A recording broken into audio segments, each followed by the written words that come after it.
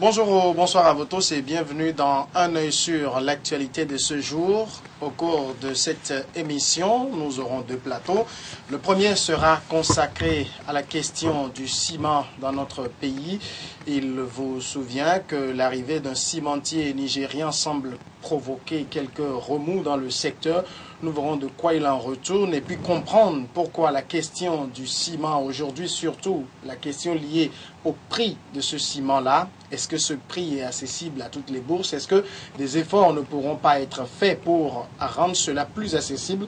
C'est cela qui va nous intéresser en première partie d'émission et en seconde partie, naturellement, nous allons poser une question de droits de l'homme puisque le Togo va participer à l'examen périodique universel à partir du 31 octobre prochain. Nous verrons de quoi il s'agit également avec un autre invité. En première partie, pour évoquer la question du ciment, je reçois Jean-Kofi Adolé-Roumé, vous êtes directeur administratif et des ressources humaines à Sim Togo. Bonsoir. Bonsoir, mon cher Samuel. Merci d'accepter l'invitation d'un œil sur l'actu. Le plaisir est partagé. Et vous êtes avec Joseph Gomado.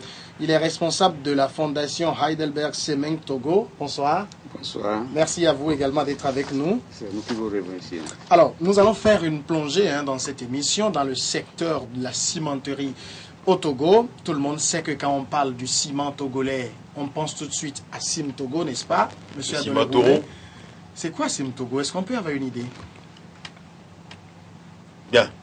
Le ciment Toro, donc de Sim Togo, est fabriqué par la société Sim Togo, qui fait partie du groupe Heidelberg Cement, donc qui est numéro 2 au monde dans la fabrication du ciment, numéro 1 donc dans la fourniture donc des agrégats, donc du gravier concassé et autres, et numéro 3 dans le béton prêt à l'emploi.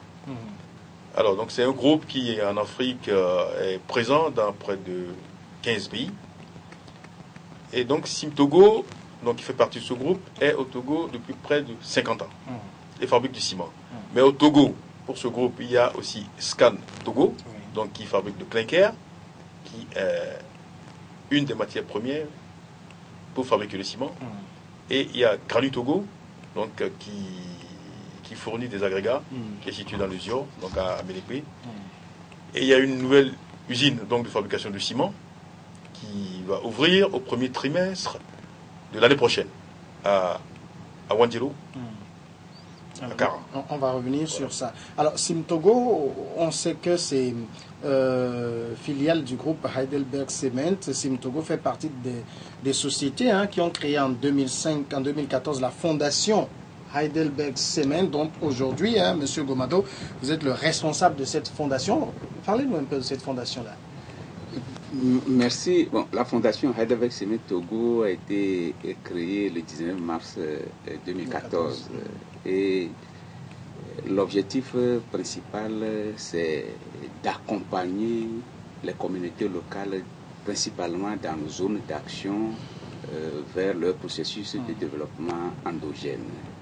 Et bien sûr que nous ne sommes pas un acteur de développement, mais le groupe a cet objectif dans la responsabilité sociétale de l'entreprise, partager une partie de ses bénéfices pour accompagner ces populations locales. Alors combien de sociétés compte cette fondation, enfin ce groupe-là? Donc ça fait 3 sociétés. Donc il y a Sim Togo, donc qui aura donc à partir du premier trimestre 2017 2 démembrements, donc Sim Togo Lomé et Sim Togo Kara.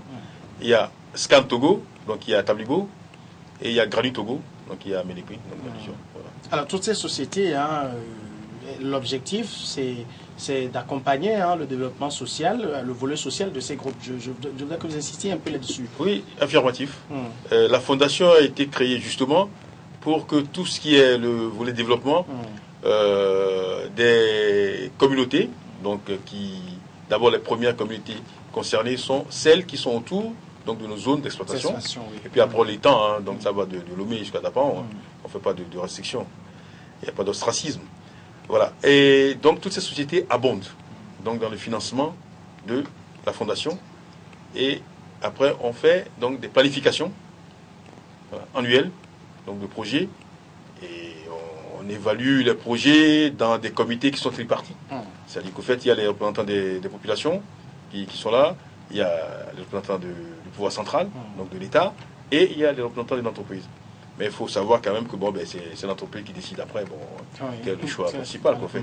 Et on fait des projets qui sont transparents et qui doivent atteindre le plus grand nombre de personnes. Voilà. Quels sont les projets phares que vous avez déjà, la Fondation a déjà menés? Déjà à partir de 2014, nous avons démarré nos activités à travers la construction d'un centre d'entrepreneuriat qui nous a coûté 145 millions. Et ce centre d'entrepreneuriat est un centre de formation pour booster l'entrepreneuriat rural dans le domaine agricole et artisanal. Déjà, à partir de 2015, nous avons mis en place dans 5 villages des kiosques solaires qui permettent aux populations d'avoir des lampes chargeables pour éclairer le quotidien. C'est ça. Et nous avons également installé dans 5 villages des forages pour permettre à la population d'avoir de l'eau potable. Nous accompagnons également à travers le renforcement des capacités des groupements. Et c'est dans ce sens-là que nous avons organisé la formation de 40 éleveurs locaux qui ont finalement bénéficié d'un crédit pour renforcer leurs activités économiques en matière de production de poules. En 2015, également, nous avons électrifié un marché de nuit à Monénou. Il s'agit d'un marché qui s'anime 3 fois par semaine, les mardis, les jeudis et les dimanches. Mais nous avons remarqué que ce marché qui est en face de notre centre d'entrepreneuriat où il y a la lumière, que les bonnes femmes n'ont pas la lumière systématiquement, nous avons travaillé avec le comité du marché et nous avons mis en place ce projet-là qui a permis d'électrifier ce marché. Également en 2015, nous avons réhabilité une piste rurale de plus de 9 km pour permettre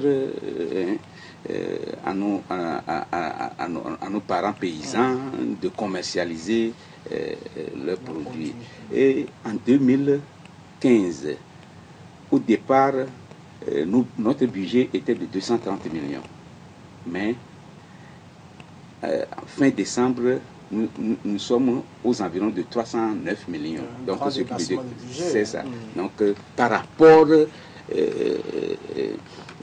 c'est-à-dire aux besoins de nos communautés et par rapport à l'engouement que manifestent ces communautés locales, c'est-à-dire de travailler avec Scan Togo à travers la fondation pour booster le développement dans cette zone. Alors c'est intéressant, Jean Adelorumé, ce que dit Joseph Gomado, mais alors tous ces projets, on s'imagine que ça participe du bien-être des populations où sont installées vos sociétés ou même plus généralement des populations dans n'importe quelle localité en général. Mais alors, comment ça se fait qu'on entend, par exemple, là où se trouve Scan Togo, qu'il y a des remous, que les gens sont mécontents et tout ça? Est-ce que c'est juste des rumeurs des oiseaux de mauvais augure qui veulent ternir l'image de la société? Il faut mettre un bémol à ça. Il y a 2 sociétés donc, qui fabriquent du clinker dans la région. Si on entend des remous, c'est pas Scan Togo. Il faut aller chercher ailleurs. Je vous mets au défi de me sortir donc un texte qui a cité nommément Scan Togo par rapport à des insuffisances en matière de suivi de la réglementation en vigueur. Le groupe a des standards européens. Donc au niveau environnemental, on passe, nous, par les études d'impact environnemental, on fait un plan de gestion environnementale et sociale qu'on valide en atelier avec toute la population, avec les représentants de l'État, les différents ministères. Et pour aller plus loin, par rapport à la Fondation, Vous savez, il y a une loi au Togo, qui est la loi du 5 mai 2011, qui impose aux entreprises minières donc, de consacrer une partie donc, de leurs bénéfices au développement des localités. Voilà. Et dans l'esprit de cette loi, le ministère des Mines donc, attribue une quote-part à chaque entreprise, par rapport à sa taille, par rapport à sa production. Et la quote-part qui a été attribuée, donc, qui avait été attribuée à Scan Togo, c'était 125 millions. Vous l'avez vu, on a presque triplé. Donc ça veut dire qu'on n'attend pas des injonctions légales ou quoi que ce soit pour participer au développement communautaire. On a fait une école dans la région de Mango, pourtant on n'a pas d'exploitation là-bas. Par exemple, on donne des bourses donc, à des étudiants pour pouvoir faire des études, par exemple, de génie civil. Bon, c'est vrai que c'est le secteur quand même qui nous intéresse. Voilà. Là, il y a une fille, par exemple, qui est méritante, donc il y a une bourse pour aller faire donc, une formation de 2 ans au centre Serfer.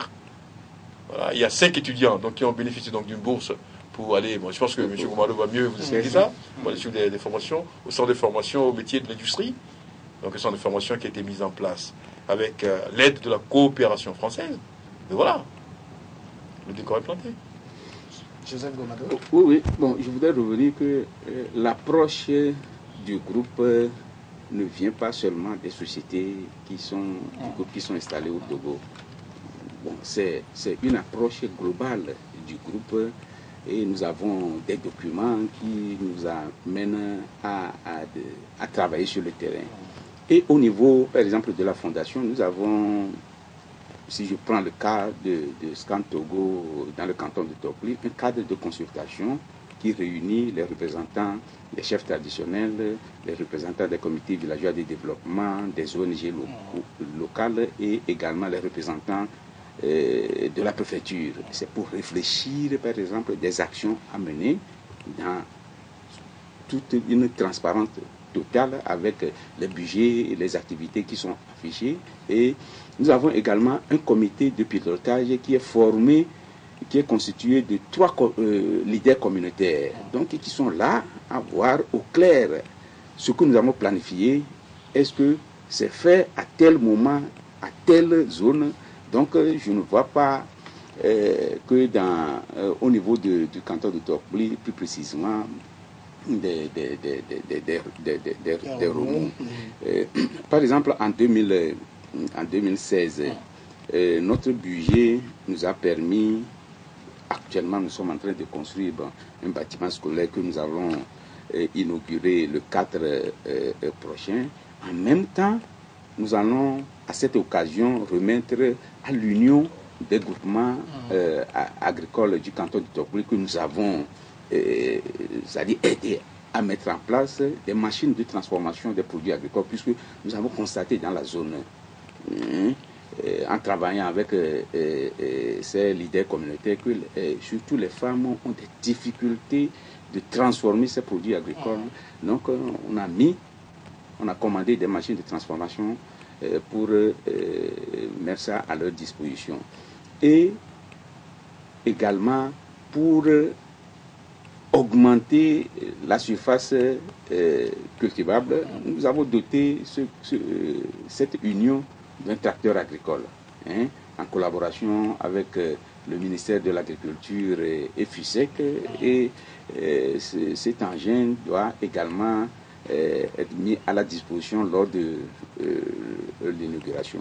Le directeur vient de le dire, il est d'ailleurs membre du conseil d'administration de la fondation. Nous avons organisé la fois passée un concours pour permettre aux jeunes bacheliers d'avoir une bourse pour aller suivre une formation au niveau du centre des formations métiers. Tout ceci, c'est de permettre à la population d'avoir les capacités professionnelles nécessaires pour mieux c'est-à-dire participer au développement et être plus compétitif sur le marché. Je voudrais aussi m'attarder sur une chose. Jean Deleroumé l'a dit en parlant de l'impact environnemental de l'exploitation que vous faites dans les localités où vous vous situez. On sait que ça a forcément des répercussions sur l'environnement. Qu'est-ce que vous faites pour la préservation cet environnement-là? Bien, le directeur vient de le dire que, bon, au début, avant même l'installation, Scan Togo a fait une étude d'impact environnemental et social. Et à la suite de ça, on a un plan de gestion environnementale et sociale. Donc, Scan Togo réaménage et réhabilite systématiquement les zones en fin d'exploitation. Et le 1er juin passé, nous avons réhabilité les 2 hectares, la zone que nous avons déjà exploitée. Nous avons fermé les trous et maintenant nous avons reboisé. Et pour faire le reboisement, Scan Togo a une pépinière construite sur 1 hectare pour produire les plants adaptés pour reboiser et remettre ces terrains-là à la valeur productive agricole. Mais ça ne s'arrête pas à ce niveau. Et c'est ça qui nous différencie de nos concurrents. Parce que on ne réhabilite pas seulement nos carrières, mais on fait également des reboisements compensatoires à travers l'agroforesterie et le renforcement des forêts sacrées qui sont dans la zone. D'ailleurs, le jeudi passé, nous avons organisé un atelier de validation des résultats d'une étude que nous avons commandée sur les modèles d'agroforesterie de foresterie villageoise. Donc, la biodiversité, la protection de l'environnement, c'est un élément essentiel pour le groupe. Mais à part ça également, on cherche toujours à faire participer ceux qui ne sont pas avec nous au niveau de Scan Togo. Par exemple, nous avons un concours international qui est fait dans plus de 40 pays à travers le monde. C'est le Quarry Life Award, qui est un concours qui permet aux étudiants également de s'engager à la promotion de l'environnement. Le Togo est à sa première participation et à travers ces 40 pays, nous étions le troisième à présenter plus de projets. Et actuellement, le 31 de ce mois, les étudiants ont déjà déposé leur rapport et après un jury national composé des éminents professeurs de l'université de Lomé, et les agents, les ingénieurs de Scan Togo, pour étudier et maintenant choisir les 3 premiers qui seront vraiment primés. D'accord, donc on comprend naturellement que les milieux où vous êtes implantés et par-delà ces milieux, d'autres milieux bénéficient des différentes actions qui sont menées. Revenons maintenant un peu au niveau de Sim Togo. Il a été décidé d'implanter une nouvelle cimenterie dans le nord du pays, à Ouandjelo. On se rappelle, l'inauguration a été faite par le chef de l'État. Pourquoi Pose la première pierre, je l'ai dit. Pourquoi cette décision d'implanter une cimenterie à Kara, dans le nord? Est-ce que la cimenterie de Lomé ne suffit plus? Mon cher Samuel, il y a eu donc un moment où on parlait de pénurie, ce qui n'est pas vrai. On va revenir là-dessus. Voilà, donc j'insiste là-dessus pour dire que ce n'est pas vrai en tant que tel. Voilà, donc c'est la non-disponibilité donc, de nos produits momentanés, j'entends, la non-disponibilité momentanée de nos produits dans certaines régions donc du Togo. Et comme le gouvernement, qu'on remercie au passage, a mis un point d'orgue à ce que le ciment soit disponible sur tout le territoire et au même prix, Sim Togo a jugé utile donc d'investir 21 millions de dollars, c'est l'équivalent, c'est plus de 12 milliards de francs CFA, donc à Ouandjelo, pour pouvoir mettre une cimenterie en place. Le choix d'Ouandjelo a été donc dicté par une situation géographique un peu centrale par rapport à la région du Nord, cette région. Proximité donc de la route nationale, parce que le clinker doit venir donc de Tablibo. Proximité d'une ligne à haute tension, puisque les fours ont besoin de beaucoup d'énergie pour tourner, et proximité aussi d'une carrière de calcaire, donc qui se trouve dans le Dangpen, donc à Namon, qu'on va exploiter, donc, pour pouvoir alimenter donc, ces fours-là. Puisque le clinker est l'une des matières principales, mais on y ajoute aussi donc, du calcaire et du gypse donc, pour faire le ciment. Et Awandelo va avoir une production qui va aller de 250 000 à 300 000 tonnes, qui va se rajouter donc aux 750 000 tonnes que Simtogo fait déjà. Donc ça veut dire qu'au fait, l'année prochaine déjà, la production de Simtogo va dépasser les 1 million. Je précise que le marché global donc du ciment, le marché togolais du ciment, est estimé à presque 1 250 000, voire 1 300 000 tonnes. On est 3 cimentiers. On produit déjà presque 2 millions. Si on rajoute donc la production donc, du Simtogo Kara, qui sera entre 250 000 et 300 000 tonnes, ça veut dire qu'on dépasse largement les 2 millions. Donc, ceux qui voudraient dire qu'il y a des pénuries du ciment au Togo devraient revoir leur copie. Alors, justement, vous évoquez voilà. Le sujet de la pénurie. Il y a des moments où le ciment, ça se fait très rare, surtout quand on cherche votre ciment. Qu'est-ce qui explique ça? Est-ce que c'est de la pénurie ou comment vous l'expliquez? Bon, peut-être qu'on est victime de notre succès. Non, c'est une blague, c'est une boutade. Mais, vous savez, l'année dernière, par exemple, il y a eu un moment où on parlait de pénurie. Nos silos étaient pleins. Je vous explique le processus, mon cher Samuel. On n'a pas de transporteur maison. Dans le souci aussi de faire partager donc, notre richesse pour le ciment à un plus grand nombre, on fait appel à des transporteurs donc, qui ont des contrats avec nous, qui distribuent le ciment. Donc on est un peu otage de ces transporteurs-là, en guillemets. Voilà. Alors, il y a eu une période où il y avait eu donc livraison d'intrants au port et récolte de coton dans l'Interland. Ça veut dire qu'au fait, les transporteurs qui transportaient du ciment pour aller dans l'Interland et avaient beaucoup de chances de revenir à vide, ont maintenant l'opportunité de pouvoir ramener du produit, donc de rentabiliser le retour. Un. De deux, cela a coïncidé avec la panne moteur, enfin de broyeur, d'un de nos concurrents. Ça veut dire que ça a réduit, en quelque sorte aussi, la fourniture, donc la disponibilité du ciment. Voilà. Et de trois, il y avait des grands travaux qui étaient là, donc ils sont demandés d'un ciment spécifique. C'est-à-dire nous on produit deux types de ciment. Donc il y a le CPJ 35 et le CPA 45, qui est le ciment industriel. Le CPJ 35, c'est le ciment domestique qu'on utilise pour la construction des maisons voilà, et tout ça. Voilà, les maisons. Voilà. Donc tous ces facteurs-là font que, à un moment donné, il y avait certains endroits donc du Togo où il n'y a pas de ciment.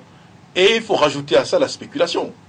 L'être humain étant ce qu'il est, il y a des personnes mal intentionnées qui ont profité donc, pour créer donc, une rareté mécanique pour pouvoir augmenter les prix du ciment. Il y a eu des endroits où la tonne de ciment se vendait à plus de 100 000 francs. Et les gens achetaient. Les gens achetaient quand même. Donc nous, on avait décidé à cette époque-là, donc j'avais convoqué même la presse pour le départ des camions. On a réquisitionné donc des camions de nos transporteurs étrangers, donc de la sous-région, donc 50 camions donc pour livrer nos dépôts, que ce soit à Kara, que ce soit à Dapan. Ça a été rapidement résolu, cette situation. Voilà. Donc c'est une situation qui est ponctuelle et qui a été prise en charge rapidement. Donc, autrement dit, il n'y a jamais eu de pénurie. Jamais eu de pénurie. Nos silos sont pleins. Là, si vous voulez même 10 tonnes aujourd'hui, on y va. Et 10 000 tonnes, on y va tout de suite. Je vous livre les 10 000 tonnes. D'accord. Alors, tout le monde sait que le ciment est devenu aujourd'hui, je ne vais pas dire une denrée, mais au quotidien, tout le monde utilise le ciment. Et naturellement, le prix du ciment intéresse beaucoup de personnes. Mais avant cela, je voudrais qu'on dise un mot. Vous avez dit, Simtogo, ça existe depuis une cinquantaine d'années. Donc vous aviez un monopole du marché à un certain moment. On est trois. À un certain moment, j'allais dire, et la concurrence est arrivée, hein, c'est ça? On ne peut pas parler de monopole. On est trois. Voilà. Oui, mais les trois n'ont pas 50 ans. Les trois n'ont pas 50 ans, mais Simtogo on est trois cimentiers au Togo. Le plus vieux aujourd'hui qui a 50 ans, qui avait le monopole à un moment donné, avant l'arrivée des concurrents. Peut-être qu'on a la plus grosse part du marché, mais la qualité parle d'elle-même. L'emblème de Simtogo Toro, c'est l'empreinte de la qualité. Voilà. Bon, ça c'est vous qui le dites. Mais c'est le marché qui le dit. Joseph Govado. Non, la qualité du ciment, c'est important pour éviter à ce que d'un jour à l'autre, vos maisons s'écroulent sur vous. Nous avons vu dans ce pays, dans les années 90, il y a un commerçant nigérian nous a fait envahir des bois d'œuvre, des planches qui correspondent à l'Iroko, qui ressemblent à l'Iroko et à Kajou. Mais le prix alors c'était 6 000 au Togo, mais ce commerçant vendait ça à 3 000. Les Togolais, bon, mais 3 mois après, ils ont constaté que ce n'est pas de la bonne qualité. C'est ce que nous vivons actuellement, hein, si on ne sait pas faire. Je tiens à préciser quelque chose. Hein. Parmi les 3 cimenteries qui sont actuellement au Togo, Sim Togo est la seule cimenterie à avoir 2 labels qualité. On a donc norme 14001 version 2004 et 18001 OSAS, donc il y a une norme anglo-saxonne, donc 18001 version 2007. Donc c'est les normes qui concernent donc la santé, l'environnement et la sécurité au travail. C'est pas rien. C'est pas rien. Donc l'empreinte de la qualité dont je parlais se retrouve là-dedans. Et d'autre part, nos ciments sont fabriqués sur des standards européens. Plusieurs tests sont faits sur les standards européens. Cela veut tout dire. Alors, si on revient un peu sur le sujet de la construction de cette nouvelle usine à Wandjilo, on s'imagine que c'est les mêmes qualités de ciment qui seront produits là-bas. Affirmatif. Alors, quel va être l'impact de cette usine sur les populations environnantes? Voilà. Donc, un emploi direct. Il y aura une centaine d'emplois directs. Mais si on considère donc que chaque personne qui travaille directement nourrit 10 autres personnes derrière, je vous laisse faire le calcul. En plus de ça, il y a des emplois indirects. C'est-à-dire qu'au fait, les transporteurs qui vont travailler pour nous, il y a la carrière, donc de Namon, donc qui va travailler, les dépôts, voilà, il y a les distributeurs. Donc si on multiplie tout ça, l'impact sera énorme. C'est plus de 1500 personnes qui seront concernées donc, par ça. Et il y a aussi donc la possibilité maintenant d'être proche donc, de nos frères et sœurs donc, du septentrion par rapport aux projets sociaux. D'ailleurs, on vient de rentrer la semaine dernière, on était donc dans la région où à Wandjilo, il y a un CEG, à Balossi, qu'on va électrifier. Donc, c'est un CEG qui est en pleine brousse. Pleine brousse, c'est à 4 ou 5 km de la route nationale. Donc, en pleine brousse, qu'on va électrifier. On va doter ce CEG donc d'un ordinateur, d'une imprimante et d'une clé. Donc, Internet. Parce que, ça c'est le domaine de vos collègues. Mais je peux le dire, c'est qu'en fait, vous savez, quand on prépare, par exemple, des documents pour les examens, tout ça, ils sont obligés d'aller en ville, faire des copies, avec des risques de fuite, et tout ça. Et de l'autre côté, pour faire de la recherche, par exemple. Nous, à Lomé, c'est facile pour nous. Mais dans ces coins-là, c'était très difficile d'avoir accès à l'information sur le net, par exemple. Donc, c'est notre souci. On l'a déjà fait, donc, dans la région donc, de Tabligo, et bientôt, c'est le 14, je crois, qu'on va inaugurer. Donc, la distribution donc, d'Internet, enfin, d'ordinateurs, d'imprimantes et de clés USB à des CG donc, de la région. Et on va continuer comme ça jusqu'à Tapan. Parlez-nous un peu plus amplement de ça. Bien, comme vient de le dire mon directeur, il y a 3 CEG qui sont ciblés on promet également l'énergie solaire. Donc à travers l'installation des panneaux solaires, on éclaire les salles de classe et on met à leur disposition au moins un ordinateur et un imprimanteur. Mais à part cela, par exemple, si nous ciblons également le nord du Togo, nous sommes actuellement en train de faire 2 forages pour permettre à nos populations d'avoir l'eau potable, plus précisément à Namon et à Bogou. Bogou, c'est à Dapan où on n'a même pas une société, mais à ce niveau également, on travaille avec la population locale. Alors, je voudrais qu'on revienne maintenant un peu sur le prix du ciment. Avant d'entrer en studio, j'ai fait un peu de recherche sur Internet pour comparer le prix. Aujourd'hui, quand on prend le ciment du Sim Togo, à quel prix, par exemple, se fait la tonne actuellement? 81 000, donc on parle du CPJ 35, le ciment domestique. 81 000 la tonne. Le ciment que le paquet, c'est 4 000. Le paquet à 4 000 francs. Voilà. Alors, la question que beaucoup se posent, mais est-ce qu'on ne peut pas mieux faire? Je lis tout de suite cette question-là à ce que vous aviez évoqué tout à l'heure, en disant, voilà, par exemple, le coût du ciment, et donc il y a un producteur nigérien, par exemple. Il y a 2 semaines, le paquet de ciment de ce producteur-là au Nigeria se vendait donc à 4263 francs CFA. C'est-à-dire quand on convertit le Naira en CFA, c'est ce qu'on trouve. Voilà. Le paquet. Le paquet. Donc c'est beaucoup plus cher que notre ciment. Voilà. D'accord. Parlant de l'arrivée de ce concurrent, tout le monde sait de qui il s'agit. Elle détient 63% du marché cimentier au Nigeria. Elle a débarqué sur le marché togolais. On s'est dit, parce que tout le monde sait que c'est la concurrence quand même qui arrive à agencer les prix. Mon cher Samuel, la concurrence, quand elle est saine, elle est source d'excellence. Alors là, c'est un autre problème que vous posez. Tout à fait. Mais quand la concurrence est déloyale, elle nuit à l'économie locale et elle nuit à l'aura même du pays. Vous savez, en investissement, les 10 dernières années, le groupe Heidelberg Cement a mis près de 200 milliards en investissement au Togo. Pour vous donner une échelle de grandeur de cette somme-là, ça fait presque un quart du budget 2016 de l'année dernière du Togo. Budget de 800 et quelques milliards. Voilà, c'est ça. C'est énorme. Énorme. En taxes, rien qu'en taxes directes, taxes indirectes, l'année dernière, le groupe a payé plus de presque 6 milliards de taxes. On ne compte pas tout ce qu'il y a comme social, les 309 millions qu'on évite. On ne compte pas tout ça.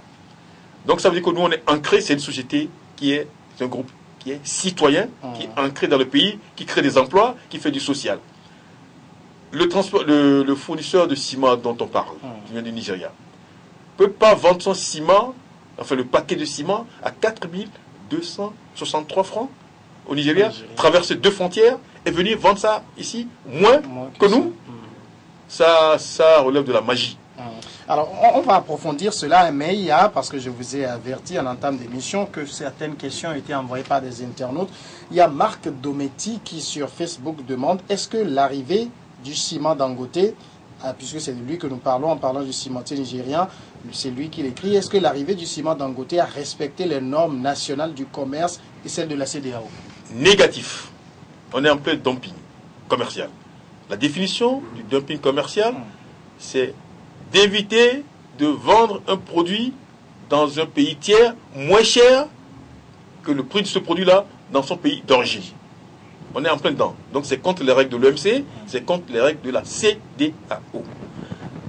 Comble, pire encore, le Nigeria refuse l'importation de ciment sur son territoire, alors qu'on est tous ensemble dans la communauté CEDEAO. Troisièmement, le ciment Dangote est subventionné au départ. Donc, malins qui sont donc les dirigeants donc, de ce ciment-là, ils majorent le prix. On a des preuves, de ça. Ils majorent le prix donc, de la tonne à la frontière sortie Nigeria pour pouvoir maximiser donc la subvention et arriver à la frontière du Bénin. Il minimise ça pour pouvoir payer moins de TVA, puisqu'il est obligé de payer quand même la TVA. Même si c'est un produit qui est SLE, c'est-à-dire qu'en fait, qui est sur le marché donc, communautaire, il ne paie pas les autres taxes, mais il paie quand même la TVA. Donc ça devient une concurrence déloyale, ça devient du dumping, et tous les ingrédients sont là pour qu'on mette le haut là, et qu'on cherche à comprendre ce qui se passe. On n'a pas peur de la concurrence. Contrairement à ce que beaucoup de personnes avant. On est déjà 3. Oui, là, justement, c'est ce que ça laisse croire. Vous êtes déjà 3. Voilà. Alors, en quoi ce conglomérat nigérien vous poserait problème aujourd'hui? Parce que la concurrence est déloyale, tout simplement. Donc, dans ce cas-là, il serait bien aussi que le ciment, donc Toro, ciment Togo, soit subventionné. Comme ça, on est sur la même longueur d'onde. Ou bien, le monsieur, il vient créer une cimenterie au Togo. Comme il a fait plein de promesses, qu'il va créer des entreprises ici qui viennent payer, qui font du social comme nous, qui donnent de l'emploi. Nous, dans le groupe, là, toutes entreprises confondues, en termes d'emploi direct et indirect, on dépasse les 2000. Voilà, mais qui viennent faire tout ça. Et qu'ils respectent, donc les engagements que les États prennent entre eux. C'est ça le problème. Joseph Gomando.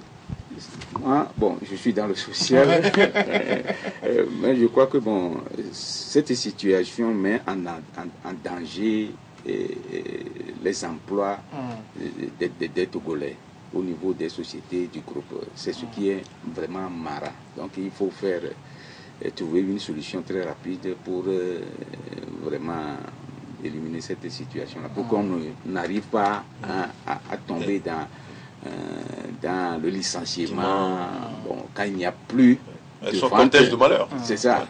Mais de toute façon, les courriers ont été envoyés, les autorités ont été contactées on leur a expliqué donc, la situation, et donc on fait confiance, puisque le ciment, c'est quand même une denrée stratégique pour un État, comme le riz, comme d'autres denrées alimentaires. Le ciment, si on utilise du mauvais ciment, par exemple, pour construire une maison, ça s'écroule, il y a des morts. Donc il y a un contrôle à faire. Et tout à l'heure, tantôt, je le disais, qu'on remercie beaucoup le gouvernement de mettre à disposition donc, du ciment au même prix. De Lomé à Saint-Cassé. Moi, j'ai l'habitude de dire de Djancassé à Saint-Cassé, c'est pour la rime. Au même prix. Voilà. Donc, en subventionnant donc, le transport, c'est déjà une bonne chose.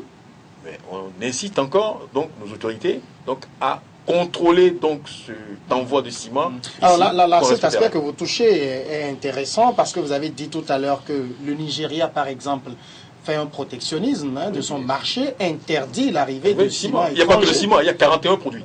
Alors, une liste de produits. La faute, c'est pas à ce concurrent-là, à ce conglomérat qui arrive si notre marché est ouvert comme un grand portail et que tout le monde peut arriver.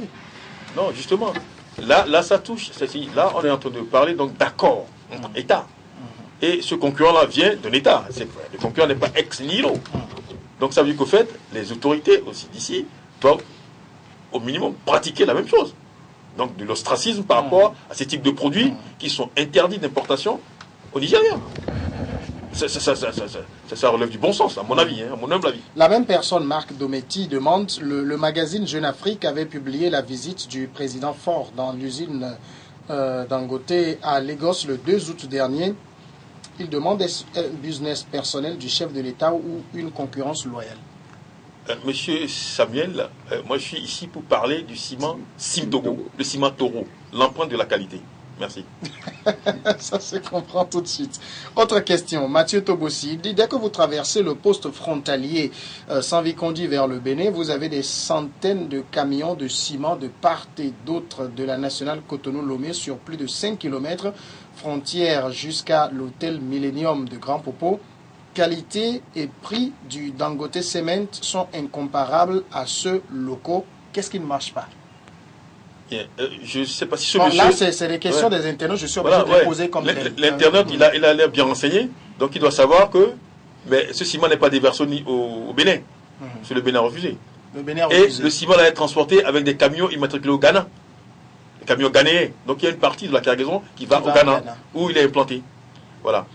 Maintenant, ça pose encore un problème. Au niveau donc, de la coopération en matière de transport, il y a des règles qui disent, voilà, les produits qui sont transportés d'un pays à un autre doivent être transportés à 60% par des camions originaires du pays, enfin, qui viennent du pays d'origine du produit, et par au moins 40% donc, de camions du pays de destination.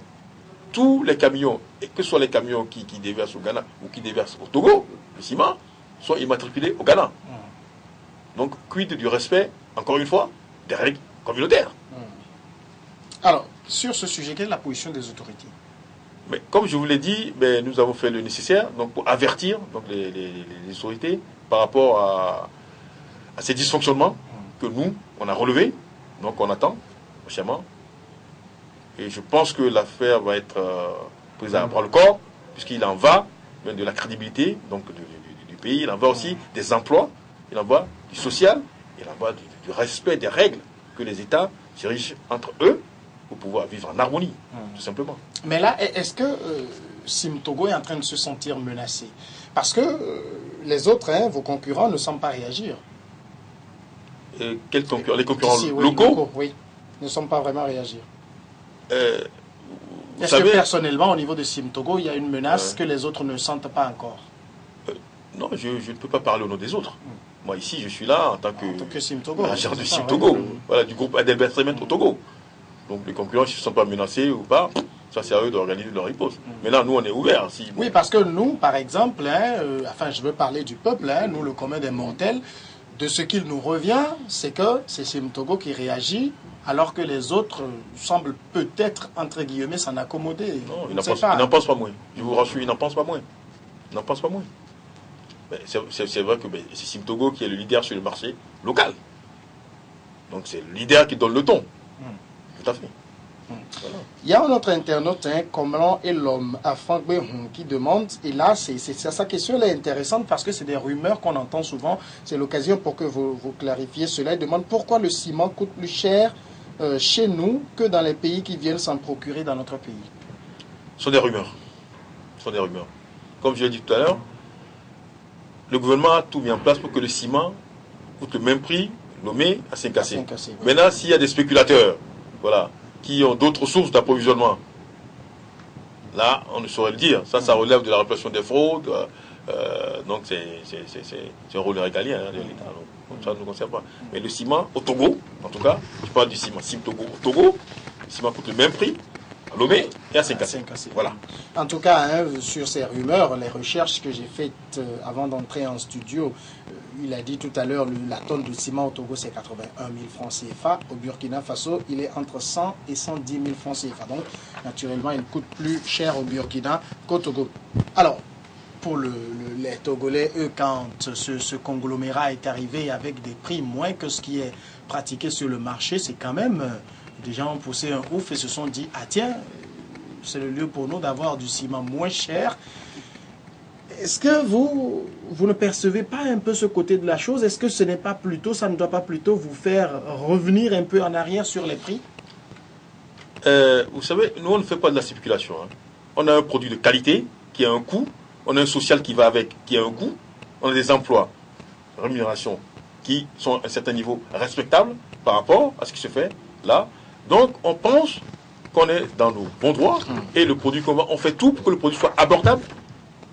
C'est-à-dire on vend de la qualité à presque prix coûtant. Je suis tenté de le dire. Vous savez, les stagiaires chez nous, ils sont payés à 70 000 francs. Les stagiaires. Les stagiaires. C'est intéressant. 70 000 francs. Tout ça, comme j'ai l'habitude de le dire, le prix a un prix. Ce serait intéressant, vous journalistes, d'aller voir combien Dangote, dont on parle, donc le Nigérien dont on parle, paie les employés dans ces cimenteries au Nigeria. Je serais curieux de le savoir. Moi je sais, mais je ne vous le dirai pas. Ça c'est le travail des journalistes. Voilà, c'est ça. Alors, enfin, ma question c'est pour savoir, est-ce qu'il n'est pas possible aujourd'hui, parlant du prix des ciments, de faire mieux que ce que nous faisons actuellement? Parce qu'il y a quelques années, c'était moins que ça. Mais on fait toujours mieux. Et la qualité est toujours crescendo. On vend toujours mieux quelque chose qui est de qualité. Et forcément, la qualité a un coût. Mais tantôt, je vous disais, au moment de la spéculation l'année dernière, où on a organisé une certaine pénurie pour que les spéculateurs puissent tirer leurs épingles du jeu, le ciment a été vendu en région de Kara à 104 000. La tonne, les gens l'ont acheté. Donc, ce n'est pas une question de prix, c'est une question de disponibilité. Et Sim Togo l'entreprise est prête à mettre du ciment partout. Le ciment dont on parle là, vous le trouvez, enfin, que dans la région maritime. Alors que le gouvernement a mis un point d'ordre pour que le ciment soit disponible sur tout le territoire. Nous, les trois concurrents qu'on était, les trois cimentiers qu'on était, mais on avait obligation de mettre le ciment à disposition sur tout le territoire. Et le monsieur dont on parle, il distribue son ciment uniquement que dans la zone maritime. Oui, mais on peut se dire qu'il vient d'arriver. Non, il n'y a pas question de je viens d'arriver. Il va conquérir le marché. Non, c'est pas ça. Togolais. Ce qu'on demande, c'est qu'il faut qu'il vienne implanter une cimenterie avec les charges qu'il faut, avec des études d'impact. Vous savez, il a implanté une cimenterie au Sénégal qui avait été fermée parce qu'il n'y a pas eu d'études d'impact environnemental au départ. Alors que c'est un minimum. D'ailleurs, il y a quelque chose d'intéressant. Vous savez, il y a des lois qui sortent dans tous les pays maintenant du monde pour lutter contre les emballages plastiques. Donc il met du temps, voilà, qui étaient des problèmes environnementaux. Vous avez vu le conditionnement des ciments dont on parle? C'est un sachet plastique. Complètement. En fait, il n'y a que des points de ce type-là, des points négatifs à relever. Donc ça veut dire qu'au fait, il y a 2 points de mesure. On va dire. Là, il faudrait qu'on réagisse rapidement. Sinon, ça va aller à volo. Mais est-ce qu'au lieu de demander, par exemple, au gouvernement de régler hein, le secteur, afin de régler cette question, est-ce que l'autre solution ne serait pas de subventionner le ciment local? Mais dans les deux cas, c'est pas nous qui allons nous auto-subventionner. Ça veut dire qu'on va gagner le prix va monter encore. Non. Donc voilà, si on veut être équitable, voilà, c'est ça. Mais ce qu'on dit aujourd'hui, c'est que le respect des règles soit imposé à tout type donc de cimentier, par exemple, qui veut, voilà, importer son ciment, enfin, exporter son ciment vers le Togo. Pas mal.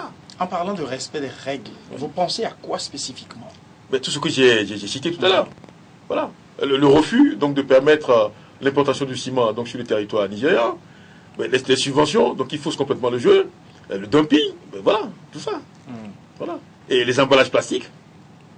Voilà. Là, ça veut dire qu'il n'est pas question de fermer le marché togolais à qui que ce soit. Non, on n'a jamais dit qu'il fallait fermer le marché. Puisqu'on est déjà trop même à l'intérieur déjà. Et nous aussi, il nous arrive d'exporter. Actuellement, on exporte vers le Niger, par exemple. Au Burkina, on a arrêté parce que le groupe a construit une cimenterie au Burkina Faso. Donc là, mais le Niger, non, on ne peut jamais demander à ce qu'on ferme le marché. Non, jamais, c'est pas du tout le discours. Le discours, c'est que concurrence, oui, mais concurrence saine pour que ça produise de l'excellence. Pour le moment, ce n'est pas le cas. Alors, vous n'avez pas encore reçu de réponse ou alors qu'est-ce que les autorités répondent? On n'a pas encore reçu de réponse. Mais vous savez, des dossiers comme ça, bon, ça date de 2 mois, de 2 ou 3 mois. Donc c'est peut-être à l'étude. On va dire ça comme ça. Mais on est confiant. Mais jusque-là, ça continue. Connaissant l'attachement donc de nos autorités donc au bien-être des populations et surtout le mandat social dont on parle, je pense qu'on trouvera rapidement une solution. C'est au ministre des Mines d'agir, là? Non, c'est le ministre du Commerce d'abord, puisque c'est sur le plan commercial d'abord. Oui. Et puis après, voilà, toute autorité compétente en la matière. Nous, on est des enfants du pays, hein. On va dire ça comme ça. Donc, tout ce qui peut jouer le rôle de papa pour nous, on prend. Voilà. Alors, Joseph Gomado, je voudrais revenir avec vous sur la question, par exemple, de l'accessibilité des populations à ce produit-là. Tout le monde aujourd'hui, tous les Togolais rêvent d'avoir un chai. S'efforcent d'acheter un terrain, naturellement, ils doivent construire avec le ciment. Et quand ils entendent qu'il y a un ciment qui revient abordable, tout le monde se rue là-dessus. Est-ce qu'il faut une éducation aujourd'hui pour que les gens comprennent que, oui, au bas prix, mais il faut d'abord rechercher la qualité et tout ce qui va avec? Oui, effectivement. Il faut reconnaître que, généralement, la base n'a pas une notion vraiment sur la qualité. Sur la qualité. Mais quand même, il y a une franche partie qui analyse l'origine même du produit. Ici, par exemple, tous les Togolais, quand un produit vient du Nigeria, les gens... Bon, se disent que ça là, est-ce que c'est quelque chose de fiable, c'est du sérieux. Donc je crois qu'avec le temps, c'est ça qui va arriver quand même. C'est à coup sûr. Je vous poserai la même question, Jean Doleroumé. Aujourd'hui, vous avez évoqué ici toutes les charges que vous êtes obligé de payer pour que le ciment sorte de l'usine. Mais il faut qu'il y ait une éducation à la citoyenneté, que les gens comprennent par exemple qu'en payant local, contribue quand même au rayonnement de nos sociétés. Tout à fait. Comme je le disais tantôt, c'est à qui de jouer ce rôle-là. Il y a des emplois en jeu. Mais c'est pas... Nous, on est cimentiers, hein. On est à l'usine. On peut se balader de famille en famille pour expliquer ça. Les gens sont conscients qu'il y a des emplois qui sont en jeu, il y a du social qui est en jeu, il y a des taxes donc, qui abondent, qui entrent dans le budget donc, de l'État. Voilà. Donc tout ça, c'est important de et c'est à qui de jouer ce rôle? C'est à l'État de jouer ce rôle-là. Oui. Complètement. Et l'État le joue, d'ailleurs. C'est ça, effectivement. C'est pour ça que l'État met à disposition le ciment, donc au même prix, et que ce soit Lomé, que ce soit d'abord. Donc l'État joue pleinement ce rôle-là. Mais on aimerait que l'État encore plus loin pour pouvoir clarifier cette situation-là. Parce qu'aujourd'hui, c'est avec le ciment, demain, ça peut être avec d'autres produits. Parce qu'au Nigeria, c'est 41 produits qui sont sur la liste. Le sucre, qui sont interdits, le coton, enfin les vêtements, il y a plein de produits là-dessus. Donc là, il y a un problème. Alors que nos marchés sont inondés de produits. Je disais que l'État, à travers le ministère du Commerce, avait organisé la semaine passée un atelier sur la consommation des produits togolais. Donc je crois que des produits locaux. Je crois que c'est une bonne initiative pour éduquer la masse. Éduquer la masse, non pas seulement sur les produits à consommer, mais également sur ce type de produits. C'est une affaire à suivre. Jean Adolerumé, quel appel à l'endroit des Togolais? Mais de continuer à faire confiance donc à Simtogo, avec le ciment Toro, qui a servi à construire tous les grands édifices qu'on connaît aujourd'hui, l'aéroport, même Radisson Blu, tout ça, le port, tout ça, ça a été construit avec du ciment Toro. Donc on les incite à nous faire confiance et à rester donc toujours confiants parce qu'on pense à leur bien-être et dès qu'il y a quelque chose de possible à faire pour améliorer la relation qu'on a, pour améliorer le produit qu'on leur vend, ou bien pour leur permettre donc d'accéder à ce produit-là à moins de coûts, on le fera. Voilà. Nous, on est comme un papa qui ne peut pas mettre la pâte chaude dans la main de ses enfants. Par contre, un étranger, je ne sais pas. Je vous remercie. Joseph Gomado, sur le plan, sur les engagements sociaux, qu'est-ce que vous avez à dire pour finir de la Fondation Heidelberg Cement?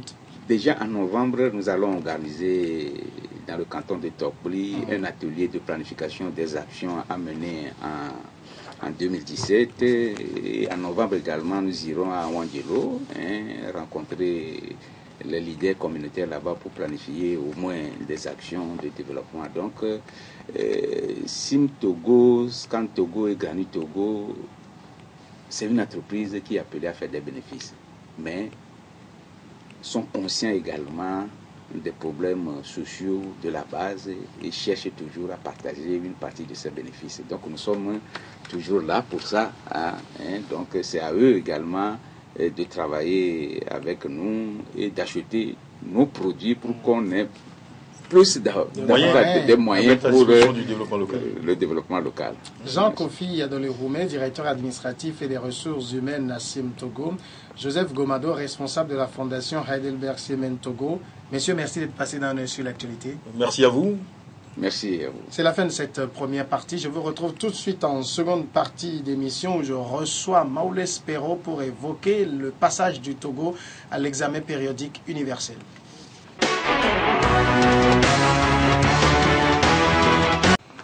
Je l'avais annoncé dans la seconde partie d'un œil sur l'actualité. Nous allons nous plancher sur les questions du passage très prochainement du Togo à l'examen périodique universel EPU. Ce sera le 31 octobre prochain.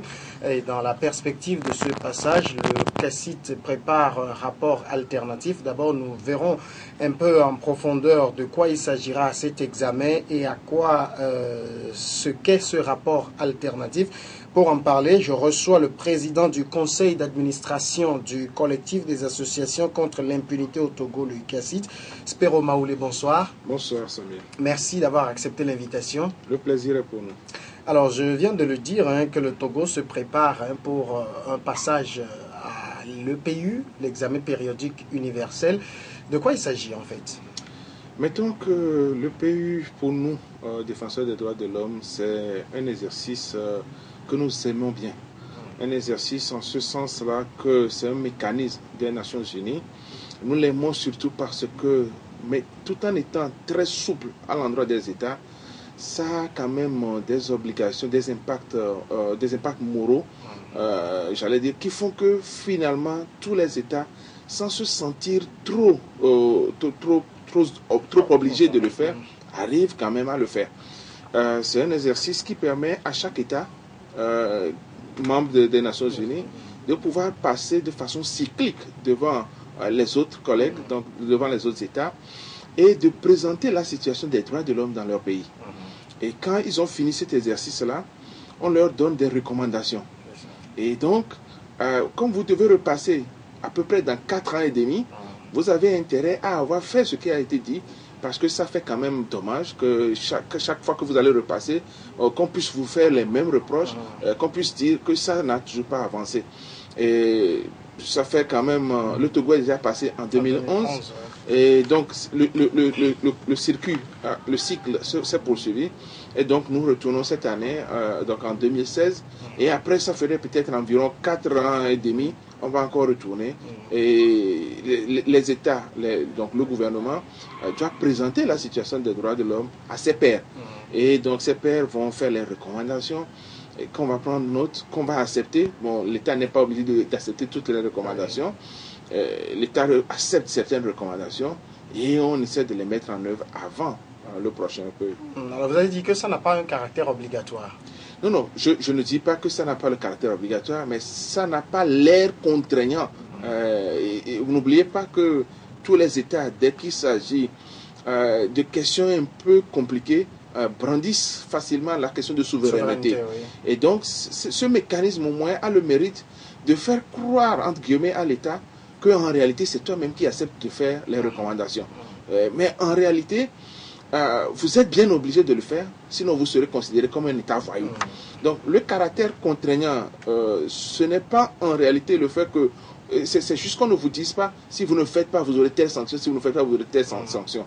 Mais vous-même, pour être bon élève, pour être naturellement en phase avec ce que les autres font, en général, les gens essaient de mettre quand même en application les recommandations qu'ils ont reçues au niveau de l'EPE. Alors, on parle d'examen périodique universel. Quoi? Ça a un caractère d'examen, c'est-à-dire vous venez vous présenter ce que vous faites en matière de droits de l'homme et vous êtes jugé sur cela. C'est comme ça que ça se passe? Absolument. Vous êtes jugé, c'est un peu excessif. Mais on analyse quand même votre situation et les États font des recommandations. Ce qui est intéressant, c'est qu'il y a ce qu'on appelle la précession. Et à cette précession-là, l'État y va et les associations de la société civile qui veulent, y vont également. Et de sorte qu'on fait le plaidoyer. Par exemple, nous allons envoyer, nos collègues du CACIT vont aller, et la délégation part déjà à partir de demain, puisque la précession, c'est avant la session même. Et il s'agit alors d'aller rencontrer, par exemple, les diplomates des autres pays et de leur expliquer, de leur présenter nos soucis. Et évidemment, l'État fait la même chose pour montrer ce qui a été fait, ce qui a comme difficulté de faire les autres et ce qu'on promet quand même de faire. Et donc, après tout cela, quand la session même va arriver, chaque État qui vient a déjà une idée sur ce que l'autre État va présenter et a déjà ce qu'on peut reprocher à l'autre. Et donc, par exemple, on peut y aller. Et si la Suède, je prends un exemple, si la Suède, par exemple, est convaincue qu'en matière de droits des enfants, le Togo n'a pas les bonnes réformes qu'il faut, parce que, par exemple, le CACIT ou une autre association a dû en parler à l'ambassadeur de Suède, ça voudrait dire que quand l'État togolais va finir de présenter, naturellement, le représentant de la Suède peut dire « Oui, mais nous pensons que ici vous n'avez pas fait ceci, et donc nous vous demandons de faire. » Et l'État peut reconnaître, pour dire « Oui, c'est vrai, nous nous engageons à le faire. » Mais l'État peut se défendre en disant « Non, nous avons fait ceci, nous avons fait ceci, et ça là, c'est peut-être un projet que nous ferons bientôt. » Et donc, du coup, quand on finit ça, vous avez les recommandations que vous repartez mettre en œuvre dans votre pays, et on en fait le suivi pour voir si vous avez effectivement mis en œuvre. Et en principe, on envoie des rapports entre deux sessions pour montrer quand même comment vous évoluez dans la mise en œuvre des recommandations. Et après cela, quand votre cycle arrive, vous repartez encore. Alors ça veut dire que c'est les États qui s'évaluent entre eux, c'est ça? C'est pratiquement ça. Ou bien il y a les bons d'un côté, les mauvais de l'autre? Non. C'est tous les États ont la possibilité de pouvoir s'exprimer sur la situation d'un État. Et à chaque session, il y a environ 14 États qui passent. Ce qui fait que comme il y a 3 sessions par an, ça fait 42 États qui passent en une année. Et le temps de boucler les 4 ans et demi, ça fait pratiquement tous les États qui sont passés.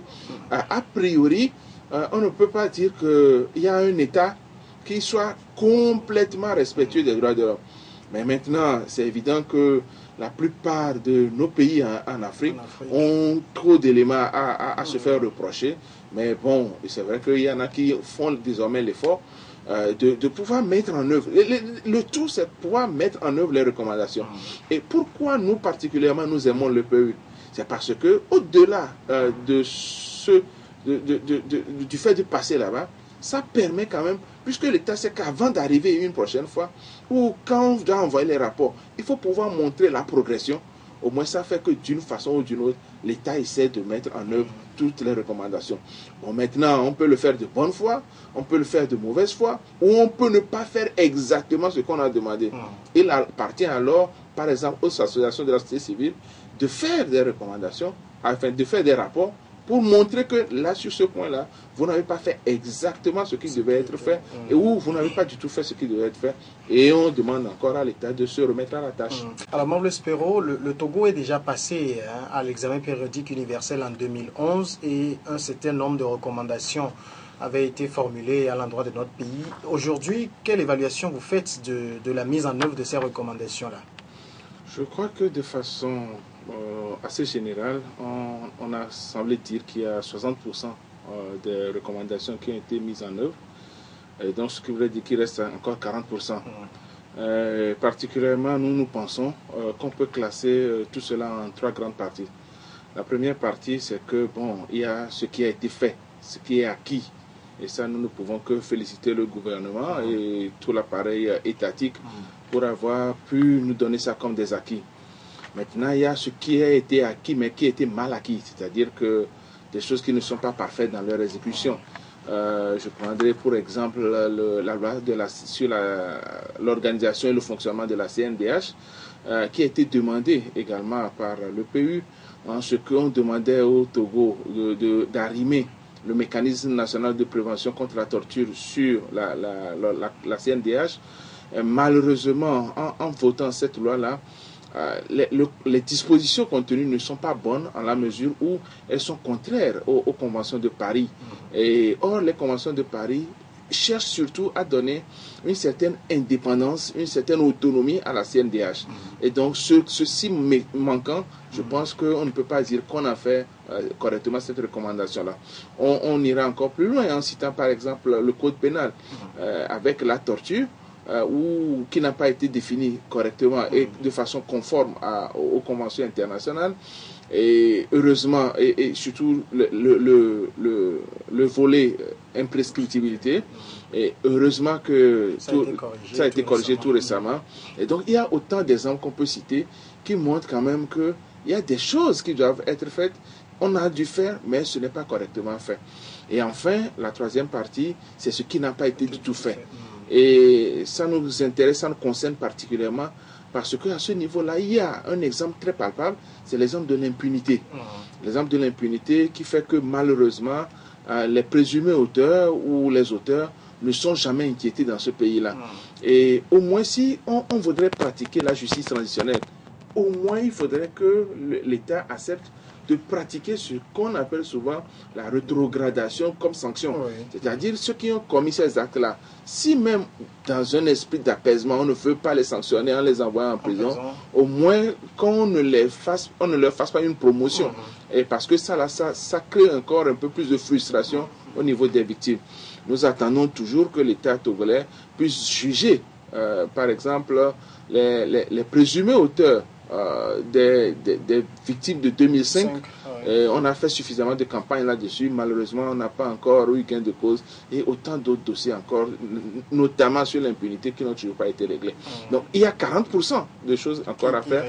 Et malheureusement, entre-temps, vous savez qu'il y a de nouveaux droits de l'homme qui sont venus. Enfin, pas nouveaux au sens où c'est nouveau parce que c'est les droits socio-économiques et culturels dont on ne parlait pas trop avant, mais qui existent aujourd'hui, le droit à l'alimentation, le droit à la santé, etc., qui sont d'autres réalités qui vont probablement s'ajouter sur les 40%, parce qu'au fur et à mesure que la société évolue, si on n'y prend pas garde, on crée encore de nouveaux abus contre les droits de l'homme. Alors, c'est à l'occasion du passage du Togo à l'examen périodique universel, la société civile aussi produit ce qu'on appelle un rapport alternatif.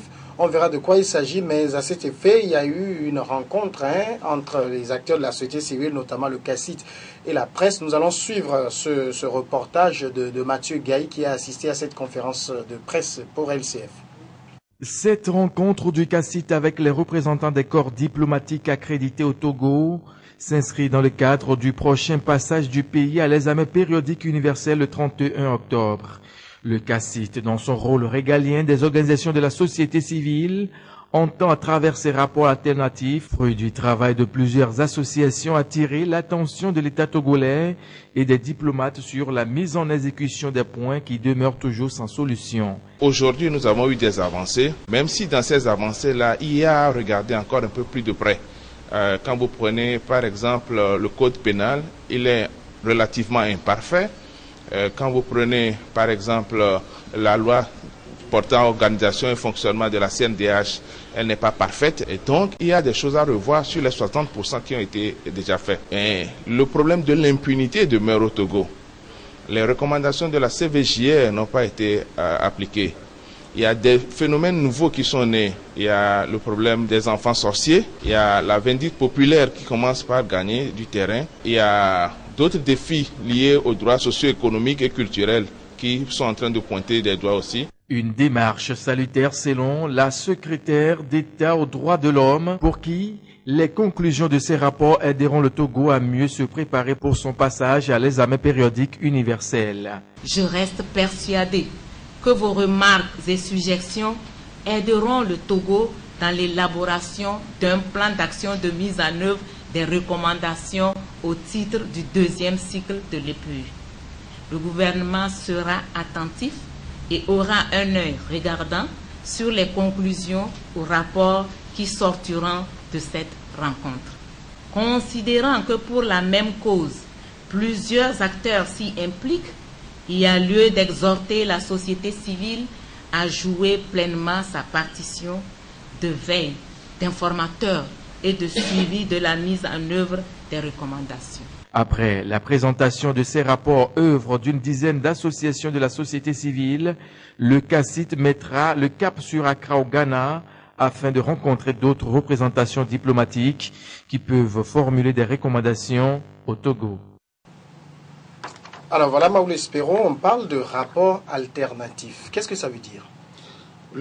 L'État présente un rapport au niveau de l'EPU. C'est le rapport de l'État, rapport national, rapport étatique, on voudrait l'appeler.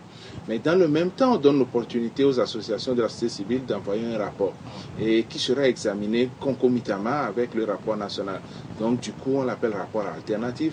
C'est une autre facette, une autre façon de voir les choses. Parce que naturellement, quand l'État va présenter son rapport, l'État va insister plus sur les acquis et c'est de bonne guerre. Le drap de son côté. Forcément.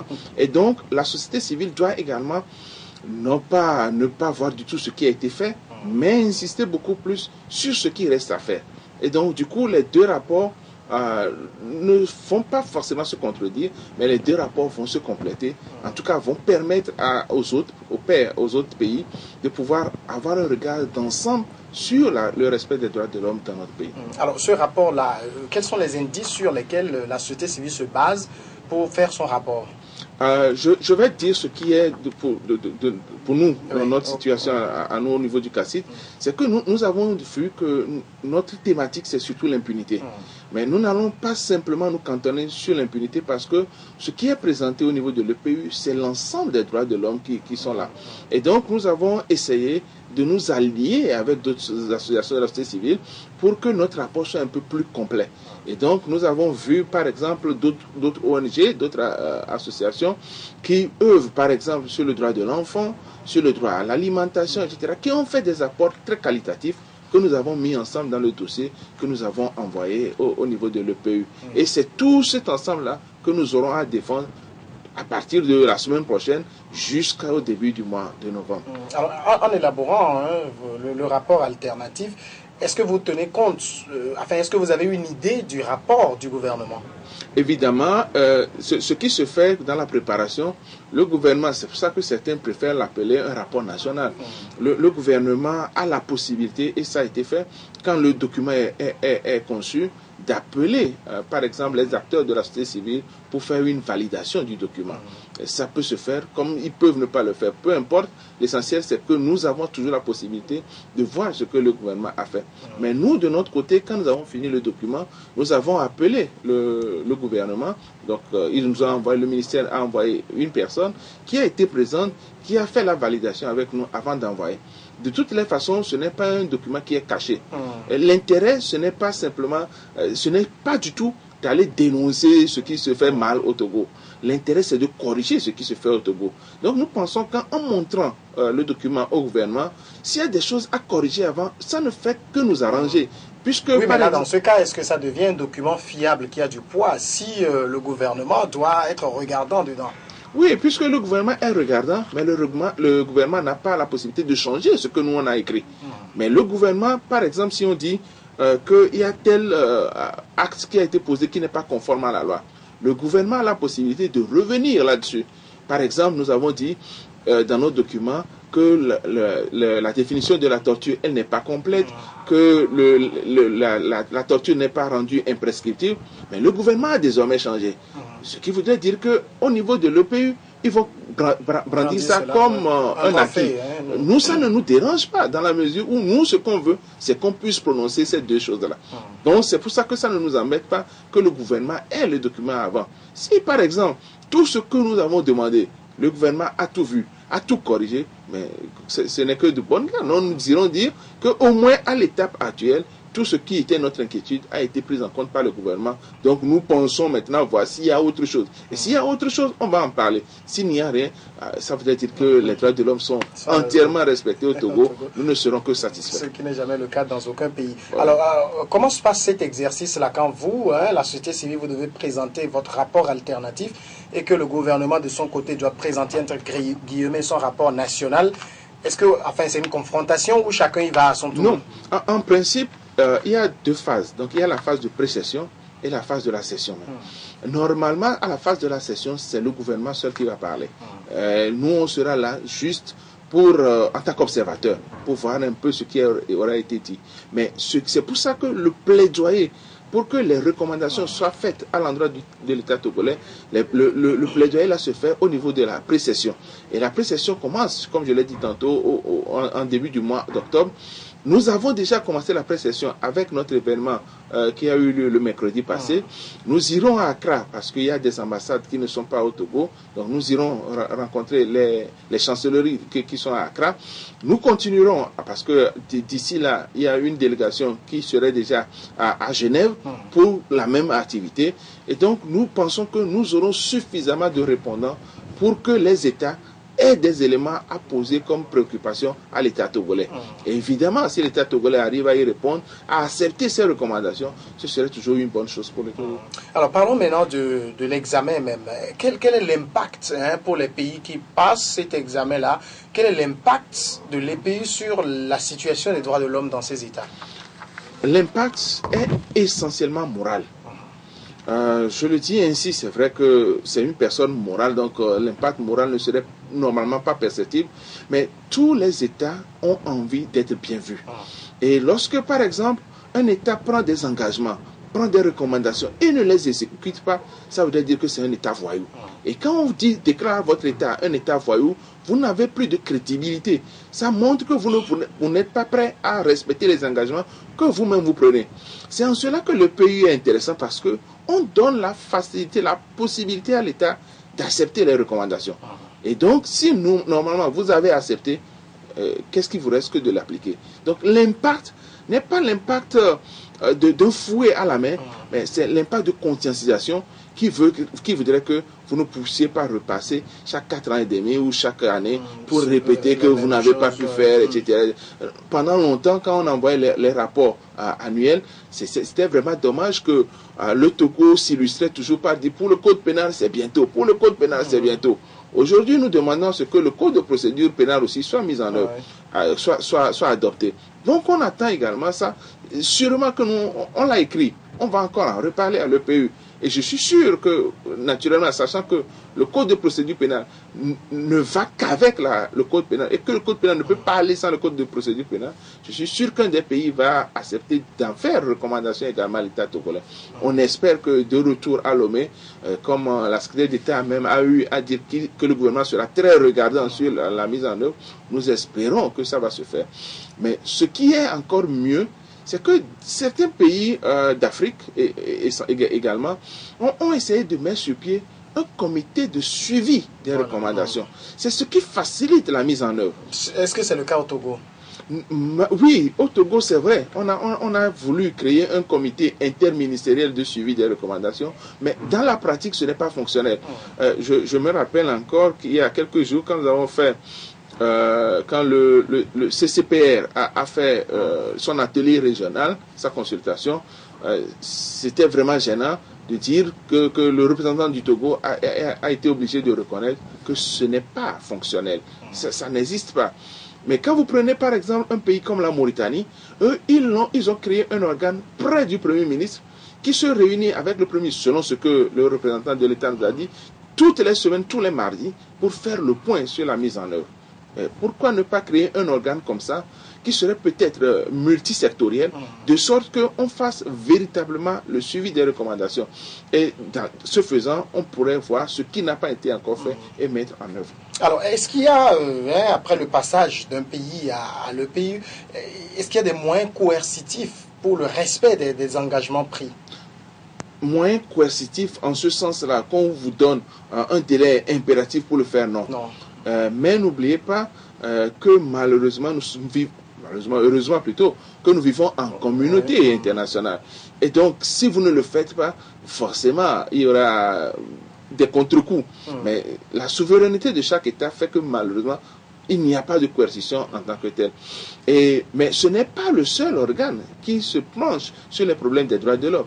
Il y a le comité des droits de l'homme aussi qui existe et qui donne des observations finales qui sont non toujours pas coercitives, mais qui sont un peu plus insistantes. Par exemple, dans une affaire qui s'est passée au Tchad, ce comité a donné comme observation finale à l'État tchadien d'ordonner la relaxation d'une fille qui a été emprisonnée de façon illégale. Donc, ça peut être un peu plus direct. Et parfois, on demande tout simplement à une cour de se prononcer. Nous avons une affaire où, par exemple, on a demandé à l'État togolais de pouvoir de rendre la justice, d'instruire instamment les affaires. Donc, on passe toujours par des procédés assez diplomatiques, assez souples, pour quand même que chaque État soit placé devant ses propres responsabilités. Et si vous ne le faites pas, ça montre que les dirigeants n'ont pas vraiment, ne tiennent pas parole, et ça ne donne pas une bonne image du pays. Vous savez que le Togo, pour le moment, siège au Conseil des Nations Unies dans les 47, et donc ce ne serait pas une bonne image si le Togo ne respecte pas ses engagements. Et donc je pense que le gouvernement étant conscient de la chose, nous voyons que dans la pratique aujourd'hui, il y a des avancées qui se font. Mais on peut aller plus vite que ça. On peut aller à des choses beaucoup plus concrètes. Parce que surtout aujourd'hui, notre inquiétude, c'est par rapport aux droits sur la santé, aux droits à l'alimentation. Et quand vous prenez par exemple les populations qui sont riveraines à nos espaces où on fait des extractions minières, les conditions de vie là-bas posent un certain nombre de problèmes. Et donc là également, c'est de nouveaux défis que l'État doit avoir de très près. Alors d'accord, est-ce que il se pourrait que le cas par exemple des victimes de 2005 soit évoqué à cet examen? Pas que se pourrait, c'est sûr que nous allons en parler, c'est pour ça que nous y allons, parce que sur ce dossier-là, notre compréhension de la chose est carrément différente de ce que l'État semble nous donner. Parce que l'État dit, nous avons eu à entendre d'un représentant de l'État nous dire par exemple que tout ça, ça peut être rangé dans la justice traditionnelle. Or, je l'ai dit, je le répéterai toujours, la justice traditionnelle se fonde sur 4 piliers. Et dans les 4 piliers, il y a la justice. Donc, on n'évite pas de rendre justice. Maintenant, on peut rendre justice et au lieu de condamner les gens simplement et d'exécuter la peine, on peut prononcer tout simplement une amnistie. Mais on doit avoir d'abord dit la justice. Parce que la justice permet de dire la vérité. Et la vérité est l'autre pilier, est un des 4 piliers également. Vérité, justice, garantie de non-répétition et réparation. Donc, il faudrait forcément que les victimes de 2005 sachent qui est responsable de ce qui est arrivé et qu'on puisse dire maintenant, ok, on sait, mais on ne peut plus les punir aujourd'hui. On voudrait simplement que vous puissiez accepter une réconciliation. On va réparer ce qui vous est arrivé, tout en sachant que la réparation ne peut jamais être entière. Je ne vois pas combien de sommes d'argent on peut payer à quelqu'un contre une douleur morale liée au fait du décès d'un membre de sa famille. Donc, au moins, ça va être symbolique. Mais ceux qui auraient entendu qu'on a quand même condamné, ne pourrait pas répéter la même chose. C'est en cela qu'il y a la garantie de non-répétition. Et alors, nous allons de plus en plus vers un état de droit, vers la primauté du droit dans notre pays.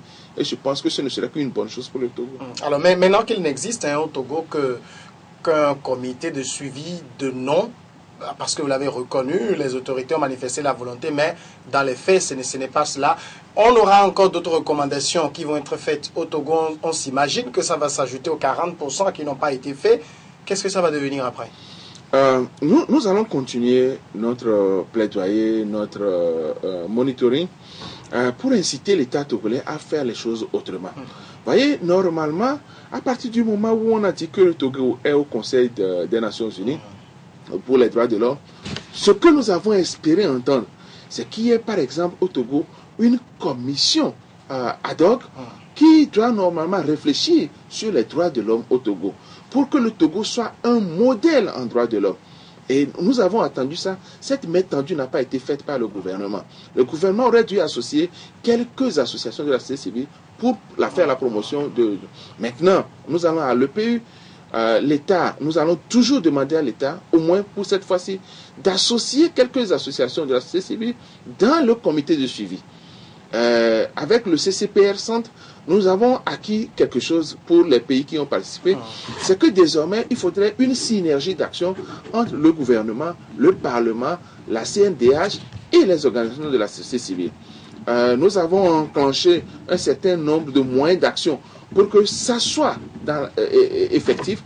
Et nous espérons qu'au retour de l'OPU, si nous mettons véritablement ce schéma-là en marche, le Togo sera sur de bonnes voies pour que les recommandations soient mises en vie. Alors, dernière question, Spero Maoulé, est-ce que l'examen périodique universel ou tout ce qui est fait dans le cadre des droits de l'homme, enfin de l'évaluation des États en matière de droits de l'homme, est-ce que tout cela participe à asseoir les droits de l'homme dans ces États-là? Le PU à la fois sert de protection et de promotion des droits de l'homme. Quand on fait les recommandations aux États, c'est en vue de corriger un certain nombre de mauvaises choses, de dysfonctionnements, un certain nombre d'abus, un certain nombre de violations des droits de l'homme. Donc en cela, c'est le volet protection. Mais en même temps, comme vous savez que ça va exister, vous êtes obligé de prendre un certain nombre de mesures d'accompagnement pour que ces choses-là n'arrivent pas. Donc, ce faisant, vous êtes obligé de faire la promotion des droits de l'homme. Et c'est pour ça que nous, au niveau du CACIT, nous pensons que le PU est un exercice, c'est un instrument important qui ne doit pas être isolé. Il y a toujours les justices nationales. On doit arriver forcément, et ça c'est une des recommandations qui a été faite à l'État togolais, c'est la modernisation de notre justice.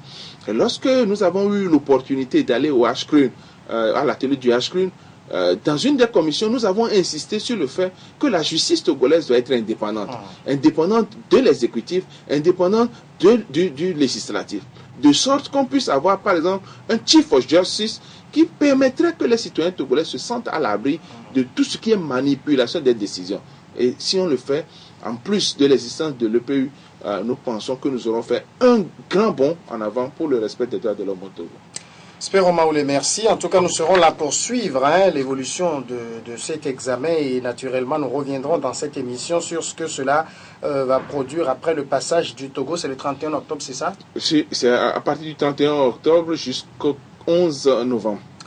Maoulé Spero, président du conseil d'administration du CACIT, merci d'être passé dans un œil sur l'actu. Le plaisir est pour nous. Nous espérons que nous aurons contribué d'une façon ou d'une autre à l'avènement réel d'un état de droit au Togo et pourquoi pas à la promotion des droits de l'homme. Comme dirait l'autre, Inch'Allah.